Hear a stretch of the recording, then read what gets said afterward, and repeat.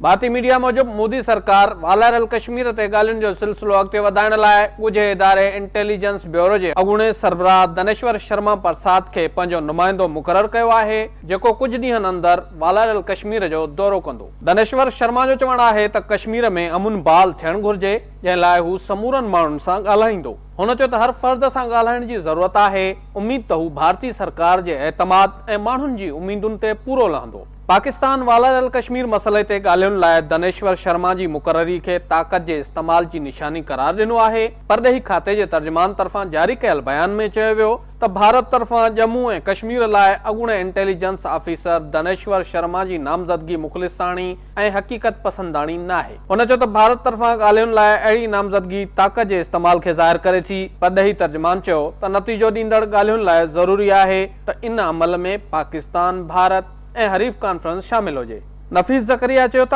आलमी बिरादरी 70 साल अॻु हक़ ख़ुद इरादियत खे बि तस्लीम कयो ऐं हाणे वक़्त जी घुर्ज आहे त वालारल कश्मीर में रियासती दहशतगर्दी ख़त्म करे गॾियल क़ौमुनि जे ठाहरान मूजिबि पुरअमन हल कढियो वञे। ओॾां हुरियत क़यादत भारतीय चालाकीअ ते पाणी हारींदे पाकिस्तान खां सवाइ वालारल कश्मीर ते ॻाल्हियुनि खां इनकार करे छॾियो आहे। हुरियत क़यादत जो चवणु आहे त पाकिस्तान जी शमूलियत खां सवाइ वालारल कश्मीर ते ॻाल्हियूं नथियूं थी सघनि। ॻाल्हियुनि लाइ पाकिस्तान जी शमूलियत संदसि शर्त आहे। हुरियत अॻवाननि 27 अक्टूबर ते वालारल कश्मीर में मुकमिल हड़ताल जो ऐलान पिणु कयो आहे।